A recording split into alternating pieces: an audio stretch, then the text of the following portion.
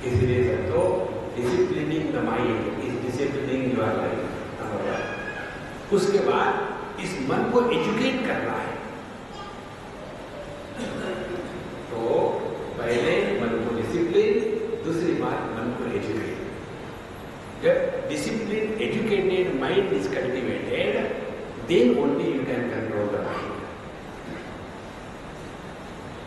दो बातें बताई।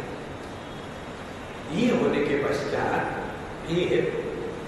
ये सब करने के लिए जब व्यक्ति कर्म में लगा रहता है और योग में लगा रहता है तो उसका मैं बड़ा तगड़ा हो जाता है।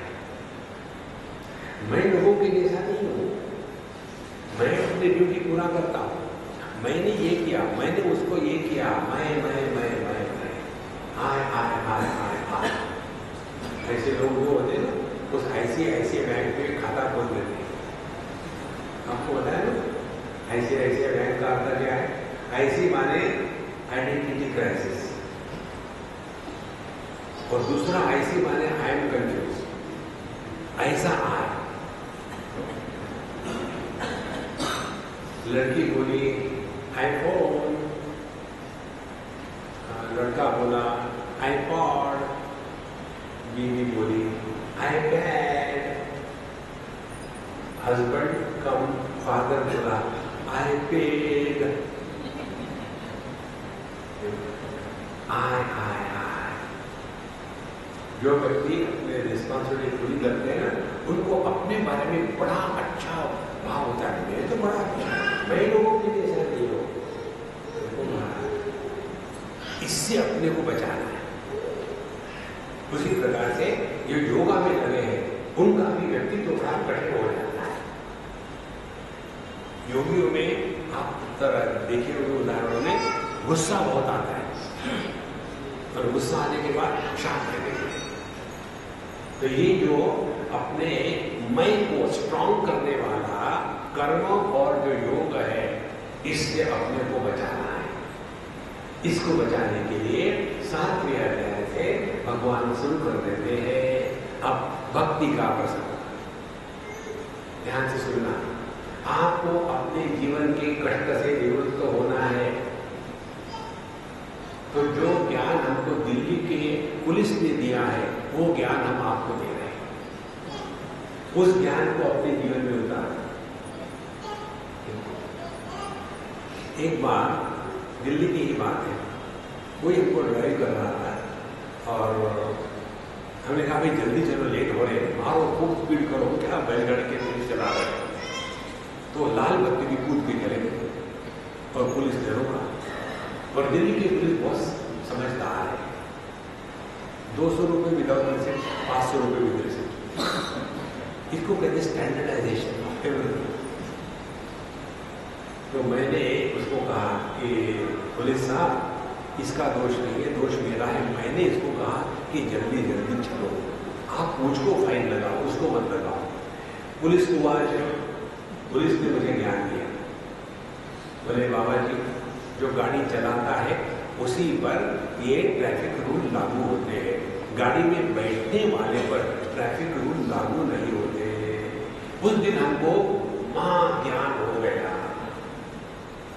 जब तक के मैं कर रहा हूं, मैं कर रहा हूं ये है, तब तक के आप पर ये कर्म के नियम लागू हो गए। पाप भी होगा, पुण्य भी होगा, धर्म भी होगा, अधर्म भी होगा, पुनर्जन्म भी होगा, स्वर्ग भी होगा, नरक भी होगा।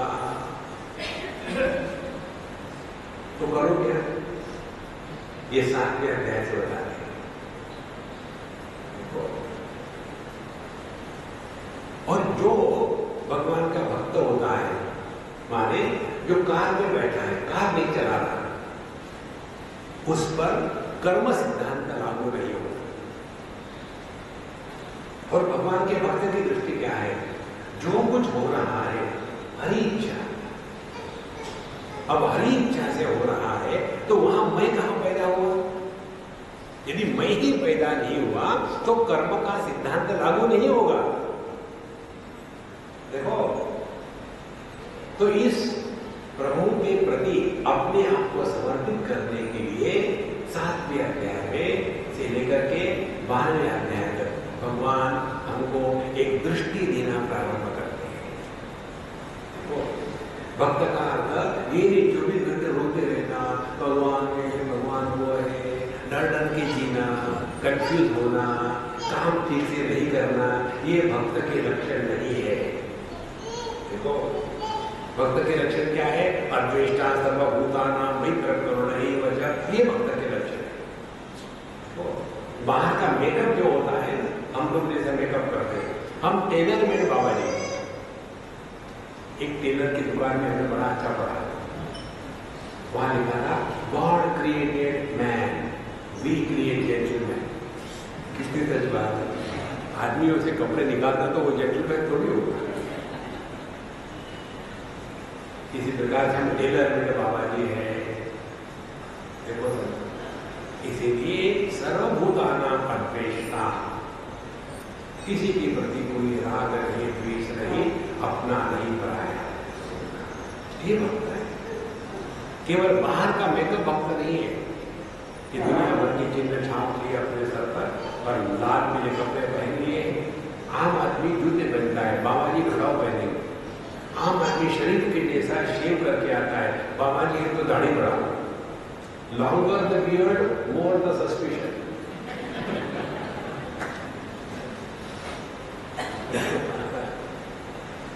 नारायण। तो यह दृष्टि जो प्रदान की जाती है, इस दृष्टि के द्वारा हमने परिवर्तन आएगा। तो यह जो 7वें अध्याय से भगवान प्रारंभ करते हैं दृष्टि देने की बात। पहले बताते हैं कि देखो अर्जुन, तुम जिस दुनिया में रहते हो वो दुनिया के बारे में थोड़ा जान लो। क्या जान लेना है? पहली दृष्टि प्रदान करते हैं। भूमि राको नरो वायु खम मनो बुद्धि रेवच अहंकार इति यम्मे भिन्ना प्रकृति अष्टधा। यह जो अष्टधा प्रकृति है, ये मेरी प्रकृति है। यदि प्रभु हमारे पिता है और प्रकृति उनकी है, तो हम कौन हो गए? उस प्रकृति के पुत्र हो गए ना। तो पुत्र के साथ माँ के साथ पुत्र का कैसा व्यवहार होता है? योग का कि भोग का? जो भगवान का भक्त है उसके जीवन से भोग अपने आप निवृत्त हो जाता है। देखो महाराज, माँ के साथ हमारा व्यवहार होता है योग का, सेवा का, क्योंकि ये प्रकृति प्रभु की है। देखो संतो, यही दृष्टि में परिवर्तन हमको लाना है। फिर ये भगवान कौन है? भगवान अपने बारे में बताते हैं। मत्तः परतरं नान्यत् किंचिदस्ति धनंजय मयि सर्वमिदं प्रोतं सूत्रे मणिगणा इव। हे अर्जुन, ना तो मेरा कोई कारण है, ना तो मेरा कोई कार्य है, ना तो मेरे जैसा अन्य कोई है, मैं मात्र केवल। तो ये दुनिया क्या है? सूत्रे मणिगणा इव। जैसे सुवर्ण के धागे में सुवर्ण के मणियों को पिरोया जाए तो जो माला बनेगी उसमें कहते तो है धागा और मणि, लेकिन दोनों है सुवर्ण ही। आधार भी सुवर्ण है और आधे भी सुवर्ण है। इसी प्रकार से यह जो नाम रूपात्मक जगत है, यह केवल परमात्मा मात्र है। और इसके लिए एक्सपेरिमेंट करने को बताते हैं। अभी भगवान को कहा तुमने दृष्टि प्रदान करने, ये मत भूलना। भगवद गीता के व्यावहारिक रूप का अर्थ है, भगवद गीता के ऊपर हमको मार्केटिंग नहीं करना है। देखो, एक बार हम बड़ौदा में थे, हम अपने गुजरात में मैनेजमेंट एसोसिएशन, तो लोगों ने कहा कि स्वामी जी आपका वो अहमदाबाद के साथ जरा ज़्यादा ही प्रेम है, आप हमारे पास नहीं आते। हमने कहा बुलाओ, हम आ जाते। तो उन्होंने उनको बुलाया। सुबह की फ्लाइट से गए, दूसरे रात की फ्लाइट से वापस आ गए, शाम को लेकर आए। तो हमने कहा हाँ आ गए, क्या इसको बोलूँ, आप बताओ। बोले स्वामी जी कुछ भी बोलिए, अरे कुछ तो विषय तो मैं तो मैं सिनेमा की स्टोरी शुरू कर दूँगा।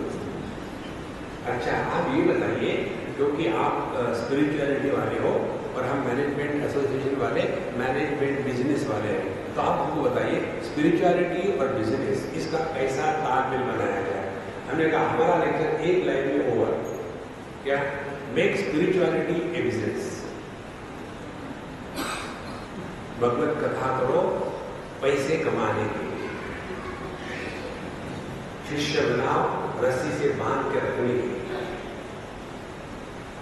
वैराग्य का तात्पर्य हजारों आश्रम, त्यागी नेकी अमृतत्व मान हो गया है। स्पिरिचुअलिटी का बिजनेस यह जो अध्यात्म है, इसको यदि अपने जीवन की दृष्टि बदल गई तो एकदम सब कुछ बदल जाता है।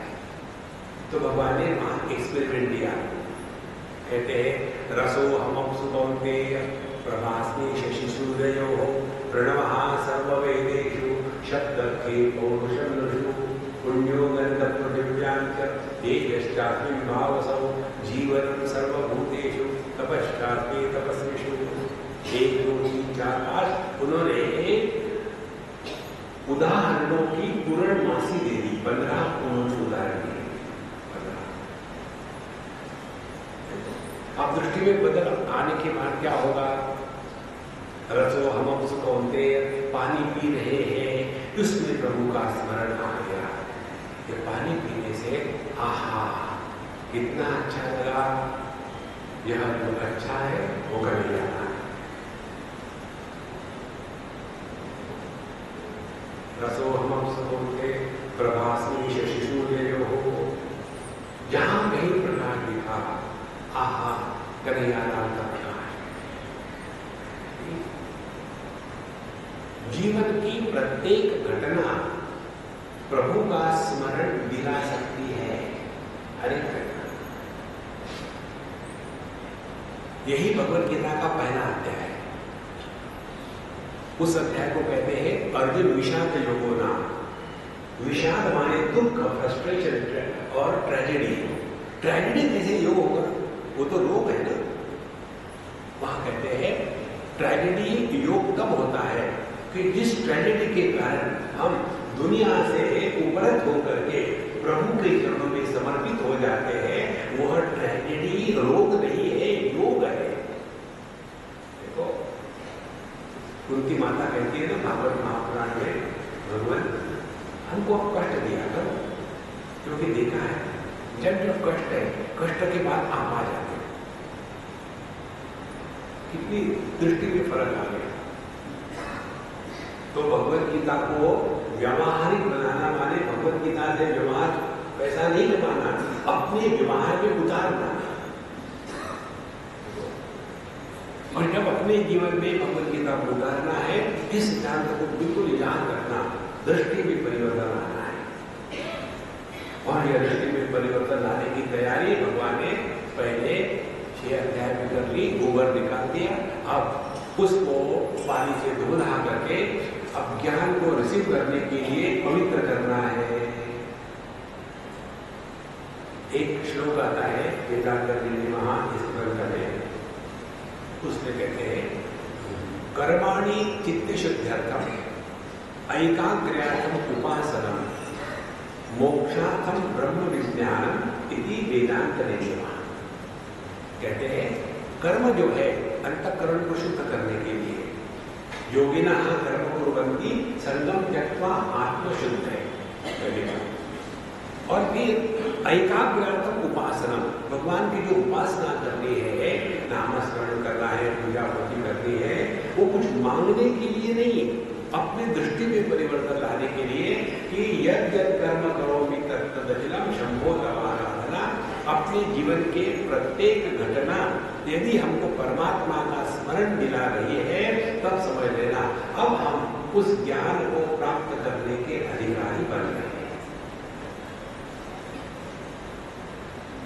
इसीलिए 7वें अध्याय में भगवान ने हमको ये दे दिया। फिर अर्जुन ने बीच में प्रश्न पूछा, क्योंकि भगवान ने कहा पूरी तरह से मुझे जो जान लेता है तो पूरी तरह से माने क्या?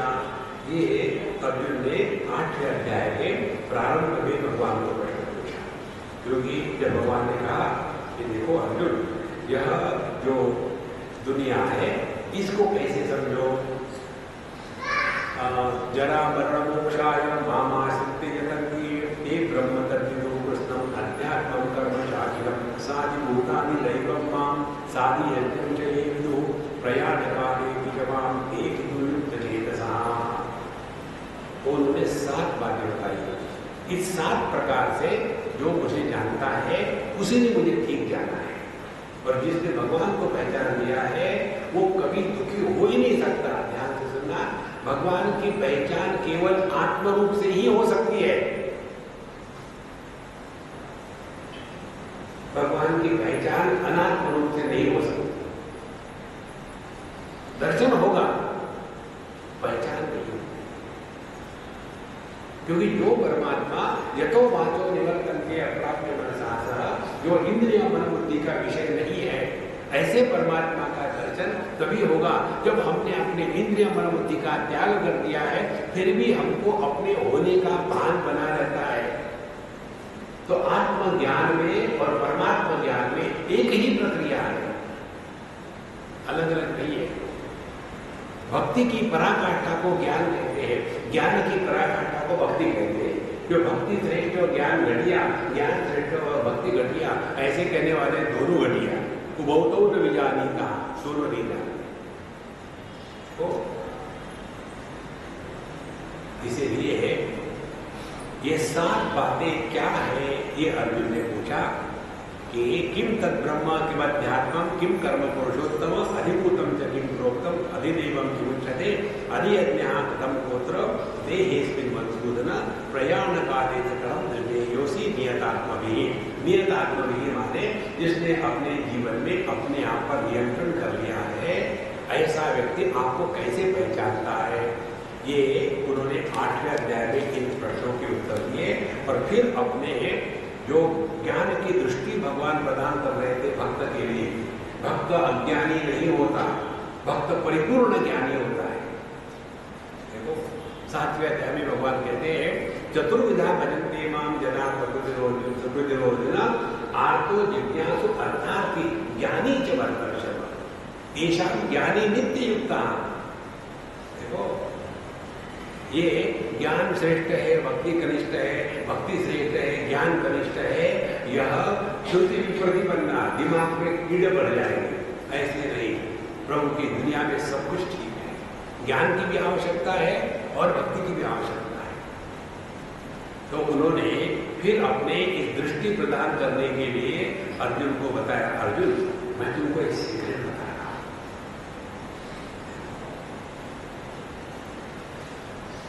मनुष्य ऐसे सीक्रेट जानने को तरसता है। हमने कहा गुप्ता जी वो आपके दोस्त है ना, वो आपके बारे में कुछ ऐसा कह रहे थे, लेकिन मैं आपको क्यों बताऊं, आप दोनों में दोस्ती है तो रहने दोनों, मुझे क्या फर्क पड़ता है। ठीक है, अब गुप्ता जी को चाबी भर दी। उन्होंने क्या कहा, उन्होंने मुझे स्पष्ट कहा कि देखो स्वामी जी, मैं आपको अपना समझ के बता रहा हूँ, किसको बताया, क्योंकि बड़ा सीक्रेट है तो मैं नहीं बताऊँ। आप गुप्ता जी जब तक से मेरे से सीक्रेट निकालेंगे नहीं, उनको खाना पाना सब खत्म हो गया। इसी प्रकार से यदि कह दो सीधा कि भगवान सर्वव्यापी है, सब में है, कोई नहीं सुनेगा। भगवान के बारे में सीक्रेट नहीं, आपको क्या बता रहे हैं, आप तो सब जानते हैं। नहीं फिर भी बताइए दोनों, नहीं आप तो ज्ञानी है, ये मार्केटिंग स्ट्रेटेजी है। तो राज विद्या राज प्रियम, मैं तुमको ये श्रेष्ठ ज्ञान बना रहा हूँ, बहुत ही सीक्रेट है, और ये सुसुखम कर तुम अव्ययम, और ये इसको प्रैक्टिस करना बड़ा आसान है, कठिन नहीं है। इसके पश्चात भगवान बताते हैं बहुत ही सूक्ष्म ज्ञान। ये सूक्ष्म ज्ञान माने क्या है, दृष्टि प्रदान करना है। ज्ञान का अर्थ ये समझ लो, ज्ञान माने आपको भगवत गीता कंठस्थ हो गई, ये ज्ञान नहीं है। आपको मालूम है कि कितने तारे हैं, कितने सूर्य है, कितनी लंबाई है, कितनी चौड़ाई है, वो ज्ञान नहीं है। ज्ञान माने अपने दृष्टि में परिवर्तन लाना, क्योंकि दृष्टि में परिवर्तन आता है तो जगत का दर्शन भिन्न हो जाता है। जगत का दर्शन जब भिन्न होगा तो जगत के साथ हमारे व्यवहार में फर्क आ जाता है, और जब व्यवहार में फर्क आ जाता है तब हमारे जीवन की क्वालिटी बदल जाती है। तो प्रारंभ कहां से हुआ? दृष्टि में परिवर्तन लाने से। तो व्यावहारिक गीता का तात्पर्य है हमको अपने दृष्टि में परिवर्तन लाना है। तो उन्होंने यह दृष्टि प्रदान करी। मया तदमिदं सर्वं जगदं व्यक्तं होतिना मस्तानि सर्वभूतानि न चाहं तेषु अवस्थिता न च मस्तानि भूतानि पश्य मे योगमैश्वरं भूतभृन्न च भूतस्थः ममात्मा भूतभर्ता। यह भगवान ने पूर्ण रूप से ज्ञान दे दिया। पूर्ण रूप से ज्ञान भगवान का 3 प्रकार से होता है। एक निर्गुण निराकार, दूसरा सगुण निराकार, तीसरा सगुण साकार। ये 3 प्रकार से जब हम परमात्मा को पहचानते हैं तभी परमात्मा के बारे में हमने पूर्ण रूप से जान लिया है। अन्यथा यदि ज्ञान अपूर्ण होगा, माने अज्ञान होगा, तो जो सगुण साकार वाले हैं वो निर्गुण निराकार वालों की मजाक उड़ाते हैं। जो निर्गुण निराकार वाले हैं वो सगुण साकार की मूर्तियों को नष्ट कर देते हैं। जो सगुण निराकार वाले हैं वो हवा भरते रहते हैं। हवा भरते रहना माने प्राणायाम। हमको एक पूजा स्वामी क्या प्राणायाम करते क्या? अगर हम क्यों बताएं आपको? नहीं, ऐसे पूछना था। को कहा देखो हम आपको कहानी बताएंगे। कहानी ऐसी है, एक मिलिट्री का अफसर है और उसका कोई रंगरूप है, उसने कुछ गलती करी। तो मिलिट्री का अफसर रंगरूप को क्या पनिशमेंट देगा? उसको कहेगा हैमर सेट पहन के रखो, राइफल को ऊपर उठाओ और परेड ग्राउंड के 21 राउंड लगाओ, पनिशमेंट होगी। यदि कोई टीचर हो संस्कृत का किसी भाषा का और उसने कुछ बताया, किसी विद्यार्थी ने गलती करी, ये तुमने गलत क्यों किया, किसने तुमको सिखाया गलत करना? तो विद्यार्थी कहता है सर ये गलत करना सिखाते नहीं, अपने आप हो जाते हैं। मुझे सिखाता है पनिशमेंट क्या? अब ये जो शब्द है इसको 108 बार लिख के निकाल, इस पे पनिशमेंट होगी। यदि योगी होगा टीचर और उसको अपने डिसाइबल को पनिशमेंट कर दी हो तो क्या पनिशमेंट देगा? प्राणायाम कर 21,000 बार, और फिर हम भूल जाते, इधर से खींचा कि इधर से छोड़ा। हमको हमेशा ये होता है, याद ही नहीं रहता। कभी इधर से खींचते, कभी उधर से जाता है, फिर उधर से जाता है, फिर अरे इधर से छोड़ा है नहीं। तो वो कहेगा नहीं नहीं गुरुजी इतना नहीं, 21,000 समय तो नहीं कर सकते। अच्छा कितने कर सकते? 2100 बार करो। ये भी बहुत ज्यादा हो सकता है। अच्छा 100 बार करो।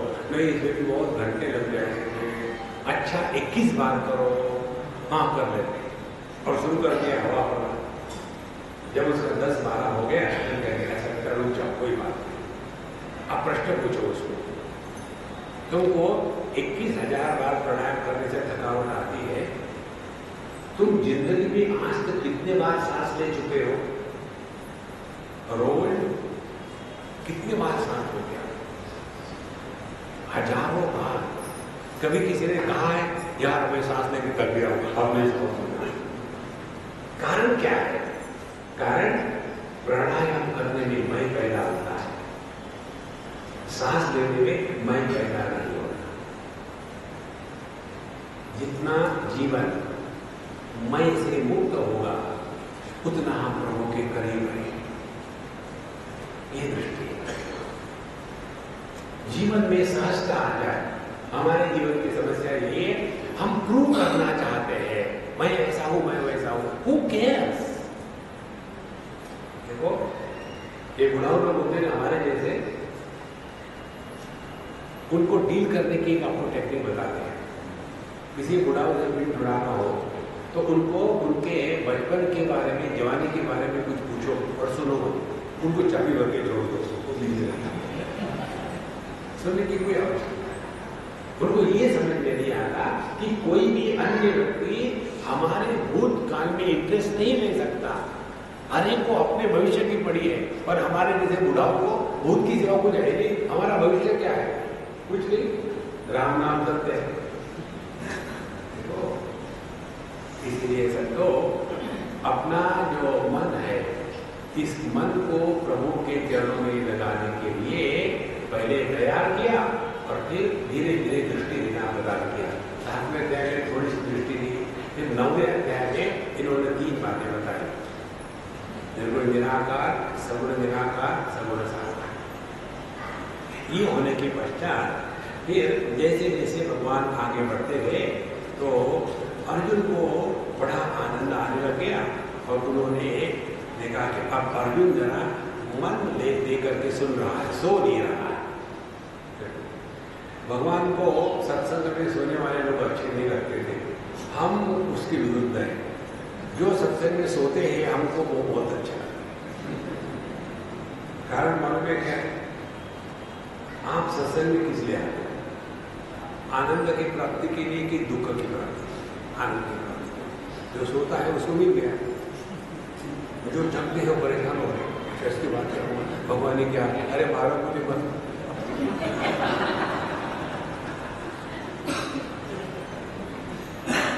बड़े ज्ञानी बनना चाहते हैं, वो याद दुखी।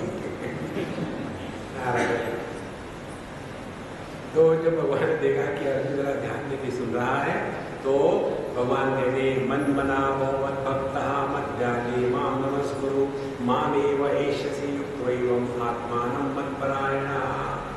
अर्जुन, तुम्हारे दुख का कारण यही है कि तुम मेरे से बिखर गए हो। ध्यान से सुनना, परमात्मा यदि आनंद स्वरूप है और आनंद की विस्मृति को क्या कहेंगे? दुख। तो जो आदमी दुखी है वो भगवान को भूल गया है, और जो व्यक्ति प्रसन्न है, मस्त है, वो भगवान के साथ जुड़ा हुआ है।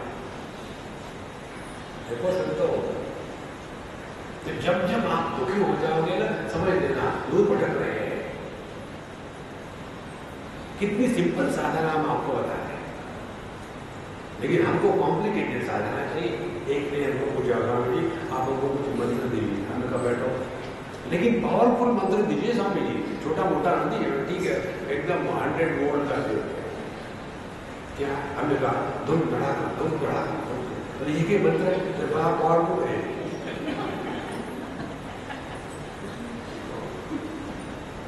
सबसे पावरफुल मंत्र ये है, बी हैप्पी, मौज लेना। इससे बढ़कर के और कोई बड़ा मंत्र नहीं दुनिया। लेकिन हमको परेशान होने की आदत है ना। फिर हमको बताया देखो ये मंत्र हमको स्पेशल मंत्र देते, क्योंकि तुम मेरे स्पेशल शिष्य हो। जो बाबा जी कहता है आप स्पेशल शिष्य हो, वो आपको बेवकूफ बना रहा है। भगवान भी बनाते हैं। पहले अर्जुन को कहते ऐसा भक्त मुझे बड़ा प्यारा होता है, ऐसा भक्त मुझे बड़ा प्यारा होता है। बीच में ढूंढ देते न मे द्वेषोस्ति न प्रिया, ना मेरा कोई अपना है ना कोई है।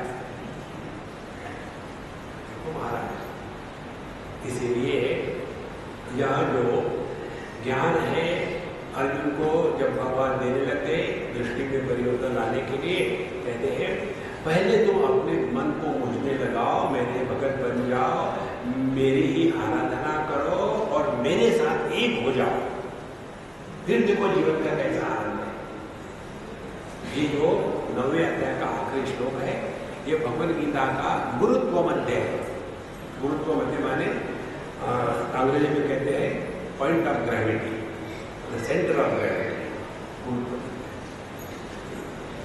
इस पर पूरी भगवद गीता टिकी हुई है कि हमारी दृष्टि में हम क्या देख रहे हैं।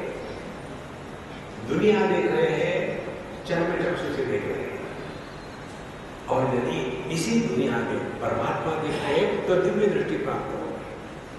11वें अध्याय में इसी दिव्य दृष्टि की बात है।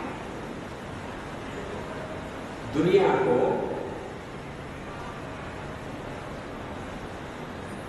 भगवान के रूप में देखना ये दिव्य दृष्टि है, भगवान को दुनिया के रूप में देखना ये चरम दृष्टि है। दुनिया को देख रहे हैं कि भगवान को देख रहे हैं? वस्तु वही है। जैसे एक एप्पल नीचे गिरा, सबने देखा, जंगल में मोर नाचा, सबने देखा। तो वो एक एप्पल नीचे जो गिर गया, हम और आप होते तो साफ करके खाना शुरू कर देते। लेकिन न्यूटन आनंद महाराज, उन्होंने कुछ और ही देखा। देखो, तो यह जो दिव्य दृष्टि है, यह दिव्य दृष्टि को प्राप्त करने के लिए उसकी नींव जो है, वो नींव है अपने हृदय में भक्ति का, प्रेम का, आदर का वातावरण निर्माण करे। बहुत आवश्यक है। और इसके लिए साधु संतों ने बड़े सुंदर सुंदर उपाय बताए हैं। हम ये एक ही बता दें, हमेशा प्रसन्न रहो और गुनगुनाते रहो, कुछ तो भी गुनगुनाते रहो। ये जो मंत्र और माला होती है, इसका आपको सीक्रेट बताते हैं। क्या सीक्रेट है इसकी? इसकी सीक्रेट ये है कि अपने शिष्यों से अपने को बचाने का तरीका। कोई भी भगत या शिष्य गया गुरु महाराज के पास, गुरु महाराज पूछेंगे, बेटा जब कैसा चल रहा है, कहाँ तक आए हैं? अब वो करता तो है ही नहीं, फिर अरे राम, फिर वही पूछा। कोई बात नहीं, अगले बार आओ तो बताना कितना जब किया। दूसरी बार बचने के लिए वो आता ही नहीं। इस प्रकार से भगवान के नाम से महात्माओं का रक्षण होता है। ओम पूर्णमदः